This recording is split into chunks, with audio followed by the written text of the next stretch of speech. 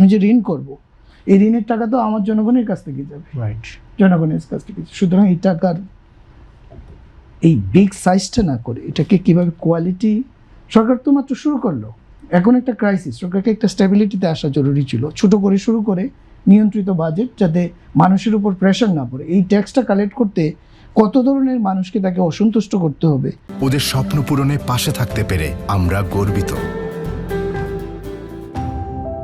আমি ধরেন আমার 30% ট্যাক্স দিতে হয় একজন প্রফেসর হিসেবে একটা সার্টেন লেভেলের পর, এটা আমার জীবনযাত্রার উপর মারাত্মকভাবে প্রভাব পড়ে। যেটুকু আমি 30% দিই, ওটু দিয়েই কোনো রকম আসলে সার্ভাইভ করি।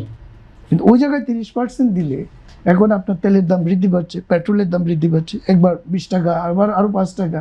এটার প্রভাব আমার জীবন জীবিকায় পড়তেছে। এখন যদি ইনফ্লেশন হয়, সরকার যদি কোনো কারণে টাকা চাপায় এটার কারণে, তাহলে এটা জনগণের সাথে আর একটা বড় ধরনের প্রতারণা হবে। আমার যা বেতন আছে তার এটা অটোমেটিক কমে যাবে।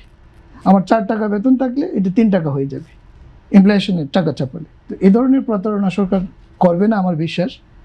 আর কিন্তু সরকারের আপনার যে রোডম্যাপের কথা বলছেন, রোডম্যাপটা এটা এখনও ভিজিবল না। রোডম্যাপটা আর একটু সময় লাগবে, এটা নিয়ে আমরা হতাশ না। হতাশ যেটা হচ্ছে, একটা ইনক্লুসিভ সোসাইটি, ইনক্লুসিভ রাষ্ট্র ব্যবস্থা না করলে সব অস্থিরতা কমবে না। আর অস্থিরতা না করলে সরকার আসলে সুশাসনও দিতে পারবে না, এবং ইকোনমিটাও একটা, যেটা রুকন ভাই বললেন, যে সবাইকে, সমস্ত ব্যবসায়ীদেরকে আস্থায় আনতে হলে সবাইকে ইনক্লুড করতে হবে। এই ইনক্লুশনটা মেইন স্ট্রিম ইনক্লুশনের সাথে সম্পৃক্ত।